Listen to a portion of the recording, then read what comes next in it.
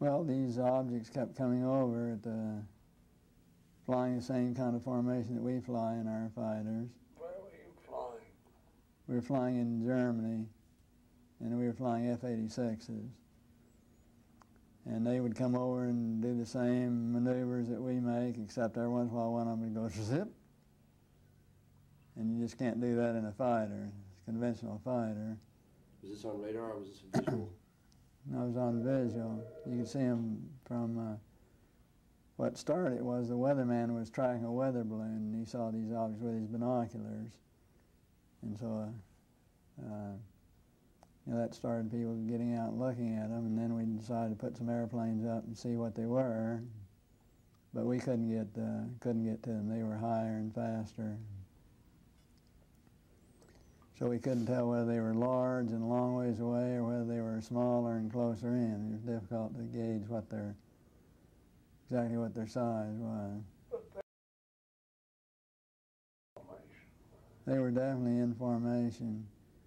What year was this? In 51, about 1951. Do you think the Russians had that kind of technology back then? No. So how close would you say you might have gotten to them? I mean, you definitely determined that there were objects I that were don't under know. intelligent control, or was it? Well, yeah, they weren't just random. They were flying fighter formations, very definitely under positive control. Can you describe what they looked like? They're just typical saucer shape, double lenticular shape, metallic looking. Well, I would definitely say they were. I think they were definitely piloted vehicles, each one with the pilot in it, and very definitely in communication with one another, because they would have flights of more than 4. They'd have flights of maybe 12 or 16, and when they make a turn, they'd cross the flights in under, and they had to be in communication to be coordinated. The stuff we had? Yeah, every once in a while one would zip off to the side, just do a lateral maneuver out to the side. Much as if you've ever seen the lights, the UFOs that they filmed over Clear Lake, California. I did. Seen those filmed? I have. How they'll sit there in formation and all of a sudden one will go then back in formation.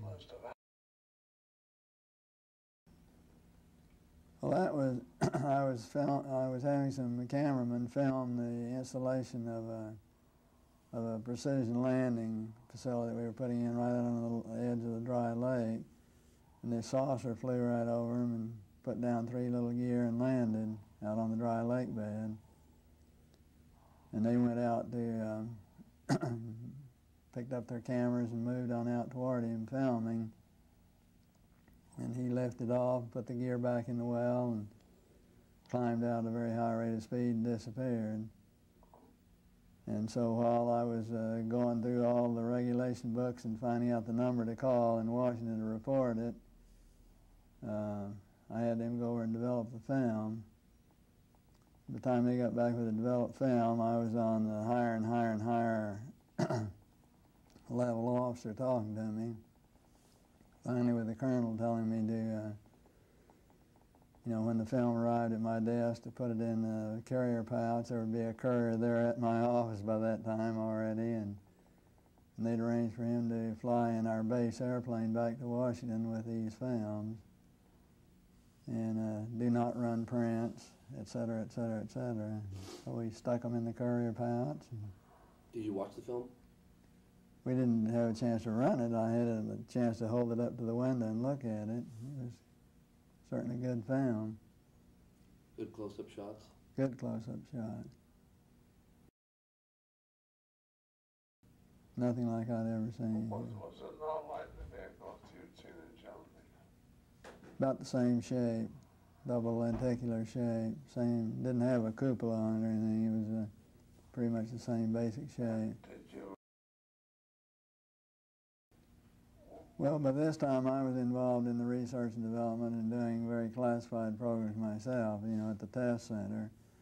So I knew that we didn't have any vehicles of that kind, and I was 99 and 9/10% sure that the Russians didn't have any of that type either. So there certainly was, at that point in time, there was no doubt in my mind that this vehicle was made at some other place than here on Earth. You send it on just like you ordered to do, and do what they tell you what they tell you to do. I was working at the time. I was working on a little program that nobody knew about. We were not allowed to discuss with our family or discuss with anybody, and that was the U2 program. So it was in the same category, really. Why do you think? The second part of your question, I don't know why they're keeping. I think, in my opinion, I think they were worried that it would panic the public if they knew that someone had vehicles that had this kind of performance way back right after World War II, period of time. So they started telling lies about it. And then I think they had to cover another lie, tell another lie to cover their first lie, and now they don't know how to get out of it. Now it's going to be so embarrassing to admit that all these administrations have told a lot of untruths that it's going to be embarrassing to get out of it. Do you think they want to get out of it? Well, I think basically each and every president would probably like to get out of it, would like to come clean on the deal and not have to continue to tell distruths. Eventually, there's going to be something happen that will make all of them have egg all over their face, and they're going to have to admit that they haven't been truthful at all. McDivitt had one sighting. And on each and every flight, you had your flight plan that was out in every hour, every day, hour, minute, and second. And at a certain time, particular time, if you looked to a certain degree azimuth, at a certain elevation, you would see a bright object or see some kind of an object, because we track all this space debris. And so we knew where an awful lot of it would be and what you'd expect to see. But he saw this one thing shining out there that was not listed on his space debris chart. So he decided to get a picture of it, and he did. He got a picture of it, but of course it was bright, metallic, and it glinted so that all you got are just the bright glint. You can't really tell any details of what it was. And then he saw it for a few minutes. They tracked it, got the one picture of it, but nobody knew what it was. Well, somebody's kept it pretty secret for quite a while, haven't they? 63? 63? Well, I think the only thing that really changed and I think everybody changed, on space flight to some extent, but I think probably the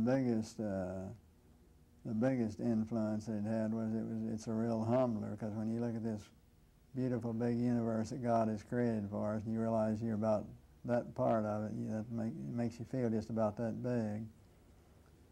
Sure takes one down a few notches.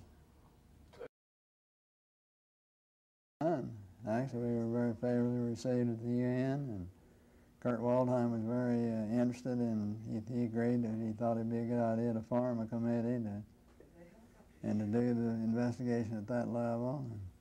But nothing ever got done. Kind of typical of the UN, they talked a good game, but never got around to doing anything about it. By NASA's own figures, there are some 400,000 other planets out there that could be habitable. And I just can't believe that God would habitate this one planet only and leave all these others barren. In my personal opinion, based on no facts at all, I just feel that we're out here in the hinterland of all the galaxies. We're way out in the sticks, and that a lot of these other galaxies are closer to one another, and I think they probably have a lot of travel to and from them. And once in a while, we'll get a few travelers, stragglers, or more distant ones come through from distant other galaxies. Can you describe to me It was just a letter I wrote suggesting that I felt we should form a group at the UN level to start gathering information from around the world, and when you get sightings and information and investigations, actually let it be handled and coordinated from that level, because there were a lot of countries that had information, and there were a lot of countries like Russia is now. The government of Russia now works directly with the civilian UFO groups. And you have a difference from country to country to country, but have all this information come together and be correlated in one place would really be a benefit to really try and determine what is real and what is fake.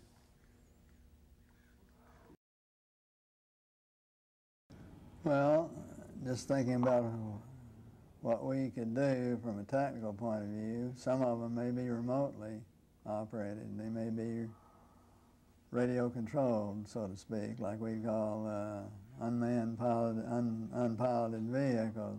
Some of them may be that. I think some of them undoubtedly have crews in them and have other people, and in my opinion, I think those people are probably very similar to us. There's been some truth in it. I think definitely there was something other than a weather balloon there. Do you think the truth is lost? Well, I think the truth has been very submerged in all the lies that have been told. And Do you think they recovered one of those saucers that you saw? very likely.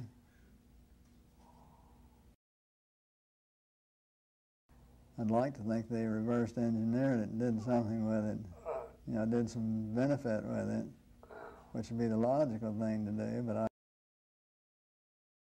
Is it? Did you ever try to?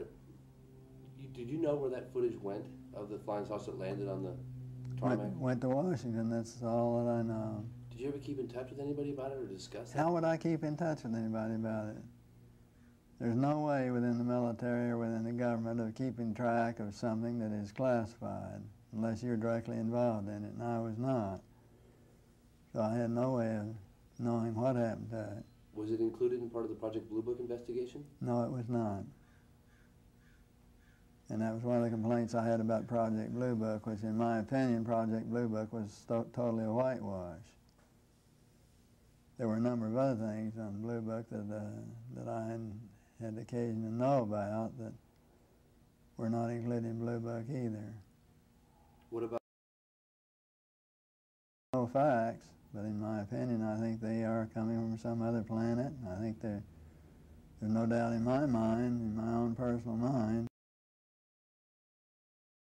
I think they're for real.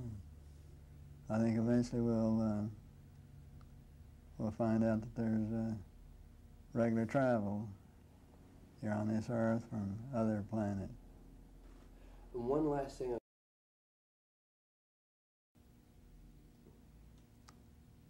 Who was flying? Who was flying these vehicles we saw? The 50 years ago.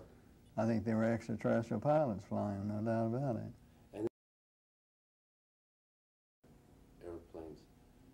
Well, that was one of the reasons we did the U2 program the way we did it, was because we hadn't put no classification at all on it, because when you classify a program, then a congressman or a senator think they can go out and tell the whole details. You know, they're privileged to be able to do that. Totally trample all over security and tell the details about whoever they want to. Didn't classify at all, and until Powers was shot down, the world really didn't know about U2s. Or at least in the United States we didn't know about them.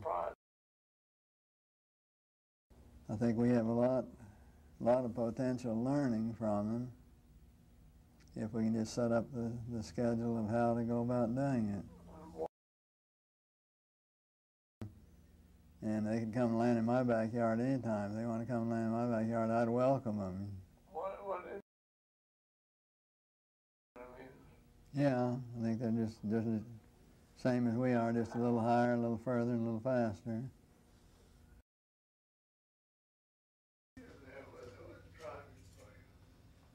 We had, let's see, we had, what year was it? it would be 63 to 68, 69. I haven't seen him since he quit. He's looking really good.